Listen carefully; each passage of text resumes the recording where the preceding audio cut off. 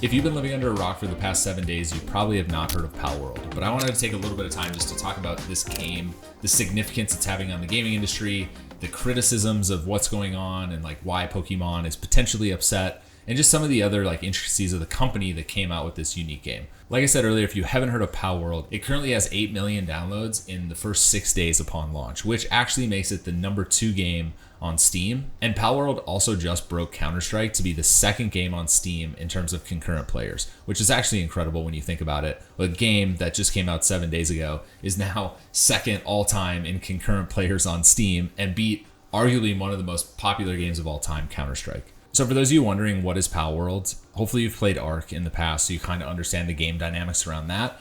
Think about that, but actually adding in Pokemon, or what they call pals. And so these pals very uniquely can hold different guns, and there actually is no PvP in the game right now, but what I think is pretty interesting, and a lot of games usually don't do this, especially not in the first 7 days upon launch, but this was actually announced on Twitter. So this was directly from the company, and they essentially announced like an early roadmap for Palworld. And you can see like planned future updates of what's going on. They're adding PvP, they're adding raid bosses, Pal Arena. I think that was like a big question when I first started playing the game, is like, when are they actually going to add some type of PvP element to Palworld? And I thought it was really interesting that the developers essentially came out and laid out what the next few months could look like in terms of updates for this game. And I thought that was just really something unique that we usually don't see from AAA developers. They're not usually giving you insight into what is actually coming out on the game. Riot does release patch notes for League of Legends, but those are usually after the fact. Like, they'll release the new update for League of Legends and then give you some type of like patch notes of who's nerfed and, you know, what champions are added and like what changes to the map is happening. They basically have come out with this all in real time of saying, we heard you, we know we have to make bug fixes, we are planning on doing that, but we're also adding like all these game elements into the game as well. And so I talked about this a little bit on a newsletter that I put out each Friday called Nightlight, but as you can see, Palworld is top of Steam right now. It is the #1 game in the world. It's pretty interesting to think about because I talked about another company in the newsletter a few weeks ago that was called Lethal Company. And now within the last few months, this is the second independently developed game that has reached top of charts, that's been widely streamed on Twitch, that has gained massive momentum without having a big budget, a big marketing spend, a AAA studio behind them. I'm not sure this is a trend line that we're going to continue to see well into the future, but I do think if you're a AAA developer that you have to take notice of what is happening. Why are these games becoming so popular? Development tools that I'll get into later on this video, but it's enabling independent developers to make games much quicker and more well polished than even a AAA studio, which would probably take them 2 to 3 years.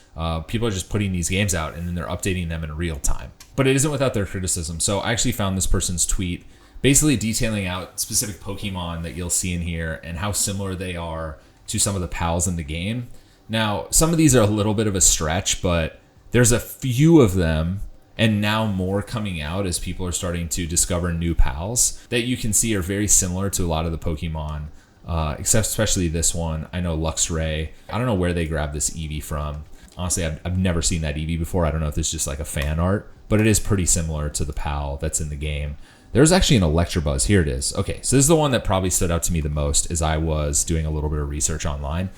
This pal looks a lot like Electabuzz, and as you look at them side by side, yeah, I can see there should be some like criticisms of the game and like the pals. Another one that was spoken about is AI generation. This is all speculation. We don't know if the pals were actually AI generated, but I've seen a lot of tweets over the past week just talking about the negativity from the art community about coming out with just AI generated characters. And so that was another one that I've seen quite a bit. And so on the first one, Pokemon actually came out with a statement, and it took them 5 days to really respond. It essentially didn't give a lot of info. It didn't list the game specifically. It said that they're going to investigate.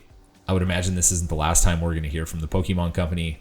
We'll see what they end up coming out with in probably a few weeks, maybe a month. I don't know if Palworld continues to gain momentum, if they think that it's taking advantage of its intellectual property. And so it'll be interesting to see like how this one plays out. But I think everyone was like patiently waiting on the internet for like, how is Pokemon going to respond? What are they going to say? And they finally came out with this statement. And so this isn't the only game that Pocket Pair has came out with. And this is something I talked about a little bit in Nightlight as well. There's a few games in the past, one being Craftopia. Looks very similar to Breath of the Wild. Didn't go too deep into this, but as you can see from the screenshot. And then there's another game called Nevergrave. And you can see, like, I've played Hollow Knight. It's one of my favorite games on Switch. I could see how there could be some similarities with this game. But yeah, this isn't the only game that Pocket Pair has come out with. Palworld is actually, I think, the third or fourth game that this studio has come out with.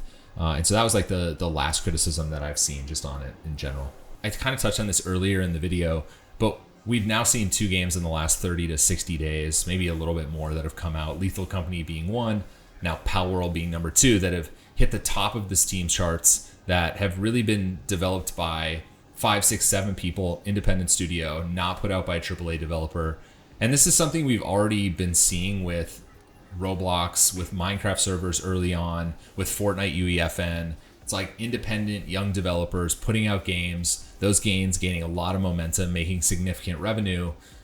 It's hard when you're a AAA studio to turn that big boat around and be nimble and to create games. There's usually long lead times, there's long development timelines. I think for them putting 60, 70, 80 million dollars into a game on a 3-year development cycle, and then that game comes out and it completely flops, it's like really hard to not have to go through layoffs or to completely restructure the company. And we're seeing that young, independent, nimble kids are now coming out with a lot of different games on a lot of different platforms. And those tools are readily available, whether it's like the Fortnite developer platform that kids can use, whether it's like Unreal Engine, whether it's AI allowing you to create different character models or different worlds and texture packs. Like those things, giving developers the tools to create games a lot easier than before. We kind of saw this in the music industry. So you used to need this massive studio, and you would have to reserve studio time, and you would have to pay $5,000 an hour to reserve studio time. Where now, like, I have a mic, I could essentially just build a studio in my house for relatively cheap and be able to make music. And we're seeing a little bit of the same development happen in video games, where it's becoming much easier for kids to make games at home.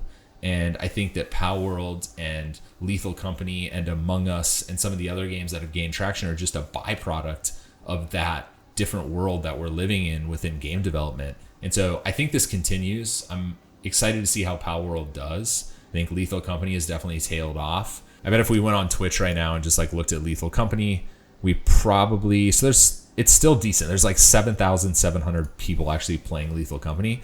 So the game's not dead. I would say that as you look at it, it's got almost as many viewers as Rainbow Six. It'll be interesting to see where Palworld goes. It's got 112,000 people watching it right now. I like to just log on and kind of figure out like where these games currently are in their life cycle. But as you can see, Palworld incredibly popular, in the top 5 games right now behind Grand Theft Auto, League of Legends. Wait, who's streaming on Grand Theft Auto? Okay, there's XQC's playing Grand Theft Auto. And then Just Chatting. Oof, let's get out of here. Jesus. But like I said earlier, I'm interested to see how these games develop, if they can continue to gain traction. Palworld is at the top of Twitch right now. There's a lot of people playing the game. There's still 7,000 people playing Lethal Company. I think this is just the beginning. I think kids will continue to develop games. I think being nimble, being able to act quickly, being able to update the games, being able to put your patch notes and what you're trying to do with the game on Twitter before you do anything to get actual fan feedback is a really interesting way to do that. So I don't know, I'll be following along. But if you haven't played Palworld, I would suggest you download it. It's incredibly polished for being from an independent developer.